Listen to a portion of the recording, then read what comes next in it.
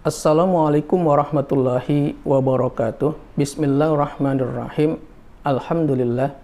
Sahabatku sekalian, terkait dengan ibadah sholat, selain kita diperintahkan mengerjakan atau mendirikan sholat wajib atau sholat yang 5 waktu, kita juga diperintahkan untuk mengerjakan atau mendirikan sholat-sholat sunnah.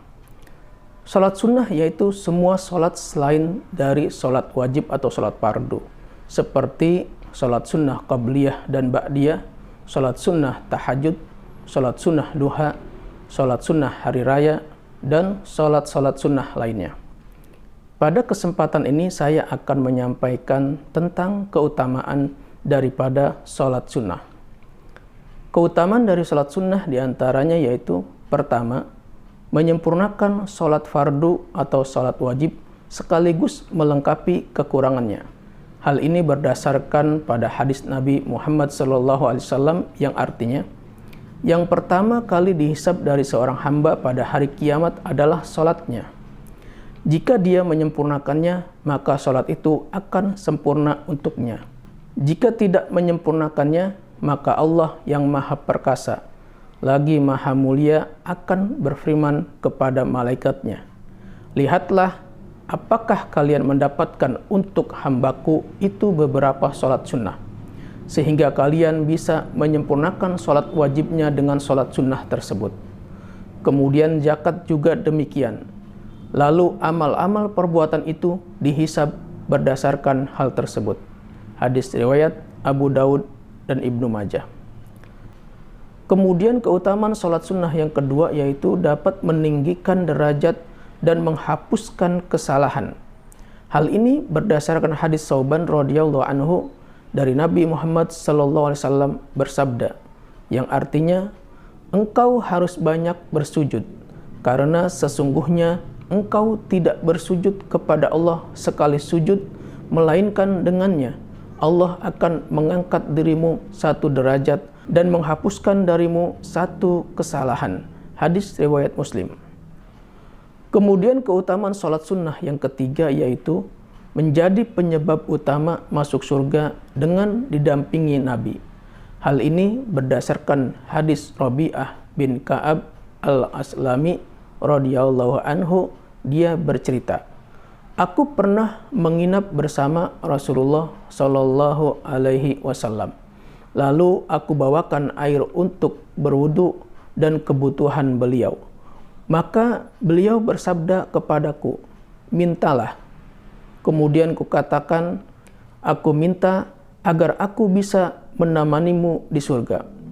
Maka beliau bersabda, 'Tidak ada yang lain selain itu.' Aku menjawab, 'Itu saja.' Beliau bersabda, 'Bantulah aku untuk menolong dirimu dengan banyak sujud.'"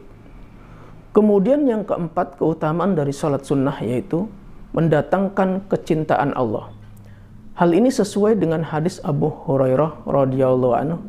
Rasulullah SAW bersabda, yang artinya, "Sesungguhnya Allah yang Maha Tinggi telah berfirman, barang siapa memusuhi waliku, maka kunyatakan perang padanya, dan tidaklah seorang hambaku mendekatkan diri kepadaku dengan sesuatu yang aku cintai dari apa yang telah aku wajibkan kepadanya, dan hambaku itu masih terus mendekatkan diri kepadaku dengan amalan-amalan sunnah, sehingga aku mencintainya, dan jika aku telah mencintainya, maka aku akan menjadi pendengarannya yang dia pergunakan untuk mendengar, pandangannya yang dia pergunakan untuk memandang, tangannya yang dia pergunakan untuk menyerang, dan kakinya yang dia pergunakan untuk berjalan.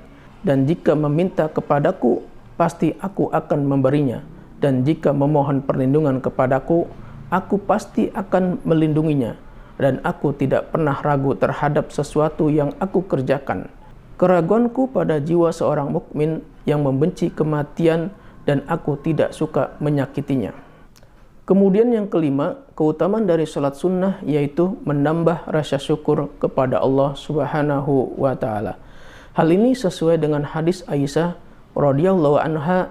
Pada suatu malam, Nabi Muhammad SAW pernah menunaikan qiyamul lail sampai kedua kakinya bengkak. Lalu Aisyah bertanya, "Mengapa engkau melakukan hal ini? Wahai Rasulullah, bukankah Allah telah memberikan ampunan kepadamu atas dosa-dosa yang telah berlalu padamu dan juga akan datang?" Beliau menjawab, "Tidak bolehkah aku menjadi seorang hamba yang suka bersyukur?" Sahabatku sekalian, demikian beberapa keutamaan dari sholat sunnah. Semoga kita tetap istiqomah untuk menjalankan sholat-sholat sunnah. Demikian, semoga bermanfaat. Wassalamualaikum warahmatullahi wabarakatuh.